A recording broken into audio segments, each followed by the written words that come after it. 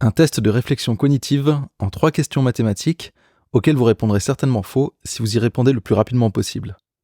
Alors voici les 3 questions. Première question.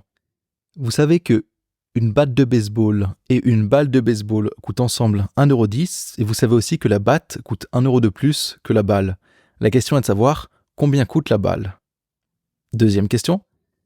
Vous savez qu'il faut 5 minutes à 5 machines pour fabriquer 5 articles.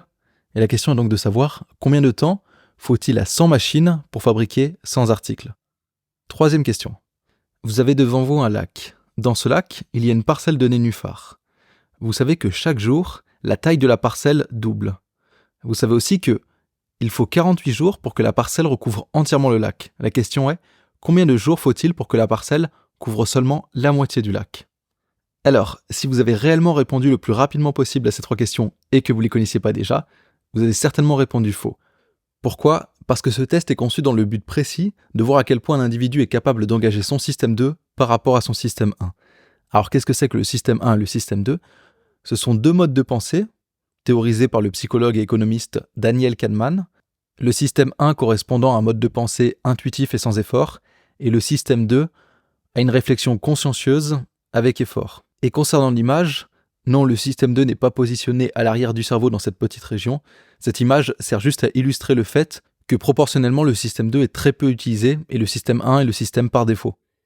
Donc quelques caractéristiques pour ces 2 systèmes. Le système 1 est inconscient, automatique, rapide, émotif et qu'on l'a dit requiert peu d'énergie, alors que le système 2 est conscient, volontaire, lent, logique et requiert beaucoup d'énergie. Et c'est pour cette raison que le système 1 est le système par défaut. Pour illustrer cela, voyons quelques exemples. Imaginons que vous soyez en train d'apprendre à conduire. Vous devez réfléchir à tout, au volant, aux manettes, aux pédales, au code de la route, et vous devez anticiper la réaction des autres véhicules et des piétons. Pour faire tout cela, vous devez engager fortement votre système 2, et c'est pourquoi cette activité d'apprentissage est extrêmement fatigante et submergente. Alors que si vous conduisez depuis longtemps, le fait de conduire est devenu automatique et est donc géré par le système 1. Et c'est pour ça que vous pouvez voir des conducteurs qui, en plus de conduire, discutent avec leurs passagers, écoutent de la musique et même consultent leur téléphone. Bien sûr, en faisant tout ça en même temps, ils augmentent leur temps de réaction et donc ça devient extrêmement dangereux. Et de manière amusante, la conduite devient tellement automatique que si vous demandez à un conducteur de vous dire quelle pédale correspond à quoi, il y a de fortes chances qu'il soit obligé de réfléchir, d'utiliser son système 2, de s'imaginer en train de conduire, de s'imaginer en train d'accélérer pour vous dire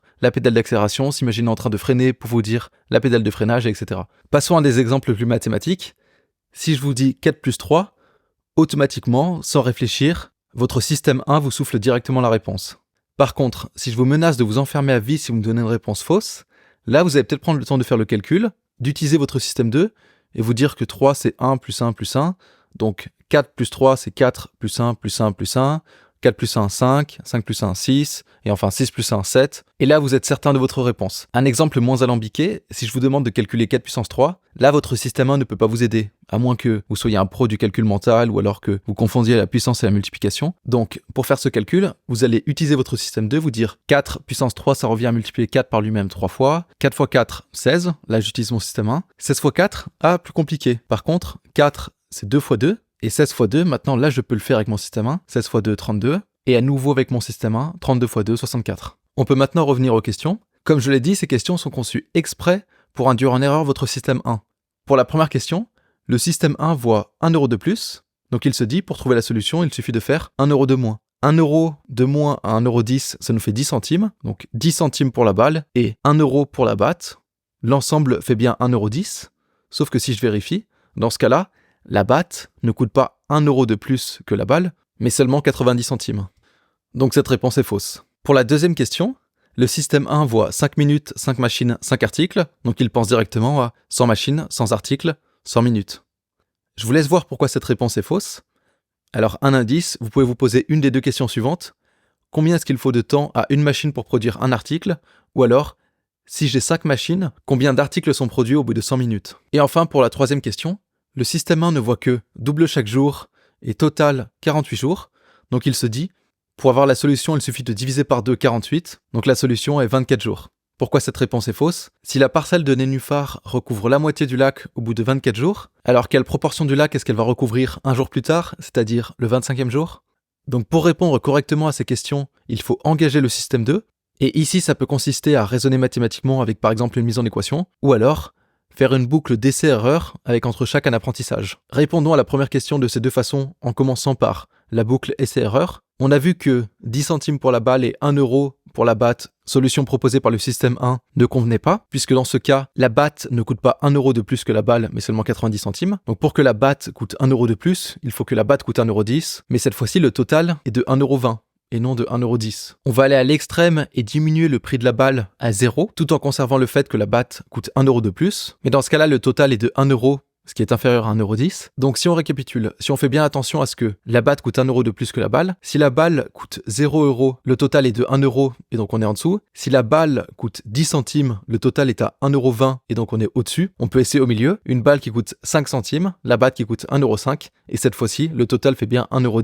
Donc on est tombé sur la bonne réponse. Faisons maintenant une mise en équation. L'inconnu ici est le prix de la balle. C'est classique en maths d'appeler l'inconnu x, donc soit x le prix de la balle en euros. La batte coûte 1 euro de plus que la balle, donc la batte coûte 1 plus x. Le total fait 1,10 euro, donc 1 plus x est égal à 1,10 euro.